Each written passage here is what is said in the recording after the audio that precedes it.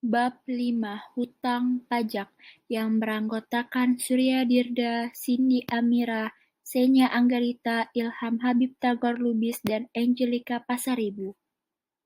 Dasar Hukum Pajak Terhutang. Apa itu pajak terhutang? Pajak terhutang adalah pajak yang masih harus dibayar termasuk sanksi administrasi berupa bunga, denda, atau kenaikan yang tercantum dalam surat ketetapan pajak. Ada 3 undang-undang perpajakan tentang pajak terhutang. Yang pertama tentang tata cara perpajakan atau KUP. Yang kedua tentang pajak penghasilan atau PPH. Yang ketiga tentang pajak pertambahan nilai atau PPN dan pajak penjualan atas barang mewah atau PPNBM. Apa itu PPN? PPN adalah pajak yang dikenakan atas konsumsi dalam negeri oleh wajib pajak, orang pribadi, badan, dan pemerintah, atau tarif PPN dikali dasar pengenaan pajak atau DPP. Di sini ada contoh soal PPN. Jadi, PPN terutang yang wajib disetorkan toko Samson yaitu sebesar 12 juta rupiah. PPN-nya sebesar 10% dikali 120, hasilnya 12 juta. Untuk perhitungan PPN dan PPNBM terhutang, yang pertama kita cari dulu nilai PPN kendaraannya, yaitu tarif PPN-nya 10% dikali harga kendaraannya, yaitu 450, sehingga hasilnya 45 juta.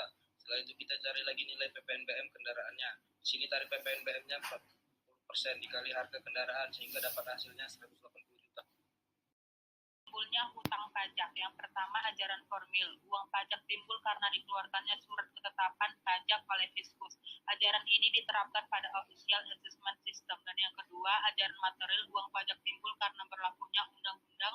Ajaran ini diterapkan pada self-assessment. Hapusnya hutang pajak. Yang pertama ada pembayaran. Hutang pajak yang melekat pada wajib pajak akan dihapus karena pembayaran pajak yang dilakukan di kas negara. Yang kedua ada pembebasan. Hutang pajak tidak berakhir dalam arti yang semestinya, tetapi karena ditiadakan.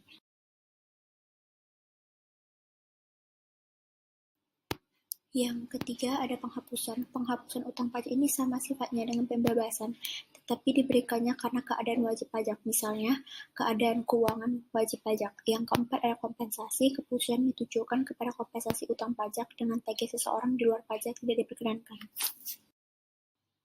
Perhitungan ini hanya berlaku untuk wajib pajak yang sudah memiliki NPWP. Wajib pajak tanpa NPWP harus membayar tarif 20% lebih tinggi dari yang wajib dibayarkan pemilik NPWP.